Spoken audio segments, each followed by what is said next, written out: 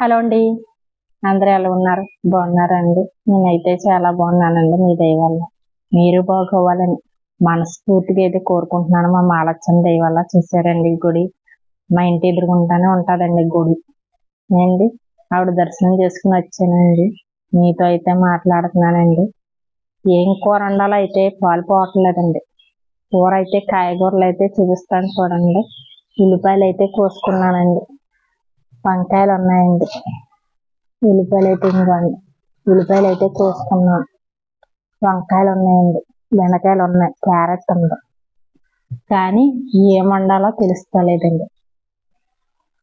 ఏంటి ఈ ఎండాకాలం కదండి. అసలు ఎండకి ఏం తినాలన్నా తినాలి అనిపించడం లేదండి.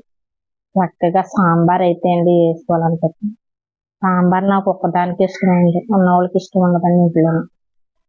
వాళ్ళకి నచ్చింది వండాలి కదా. వాళ్ళకి నచ్చింది వండితేనే వాళ్ళు తింటారు. లేకపోతే మనట్లాగా వాళ్ళు కూడా తినరు. ఏంటి నలుగురున్నా ముగ్గురున్నా కనీసం ఒకళ్ళున్నా సరే అండి ఇంట్లో వంట అయితే చేసుకోవాలి తప్పనిసరిగా. రోజు అయితే కొనుక్కుని తినలేం కదండి. కొనుక్కుని తిన్నాయి కూడా పడవండి ఇంటికి అండి. చూసారా అండి, నిన్నైతే అండి మొత్తం అంతా అయితే గార్డెన్ అయితే అండి శుభ్రంగా క్లీన్గా చేసాం.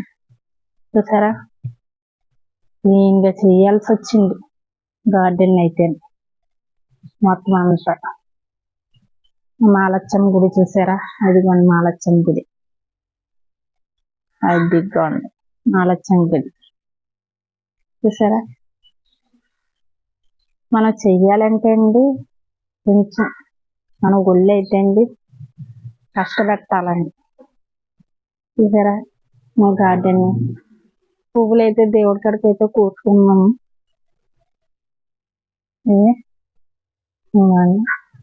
గోల్డెన్ పువ్వులు పూసినాయండి ఇవాళ.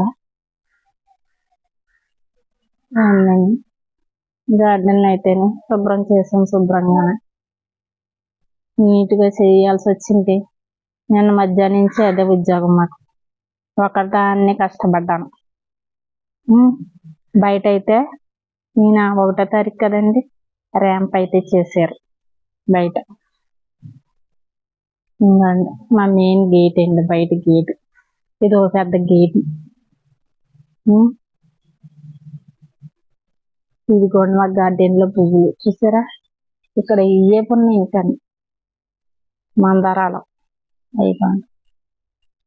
ఎండ కదండి, ఎండ అయితే కొట్టేస్తుందండి. ఇటు పక్క కూడా ఉన్నాయండి. ఇటు పక్క అయితే కొన్ని మొక్కలు అయితే ఉన్నాయండి. ఇంకొని చూపిస్తారు. అలా చూడండి, అది దిగ్గుండి ఆ చివరి దాకా ఉంటాయండి. వాష్రూమ్ దాకా అయితే ఉంటాయి. అని చేసి వచ్చేటప్పటికైతే నాకు నీరసం అయితే వస్తుంది. మీరు అనుకుంటారు ఎవరినన్నా పెట్టుకోవచ్చు కదా అనేసి.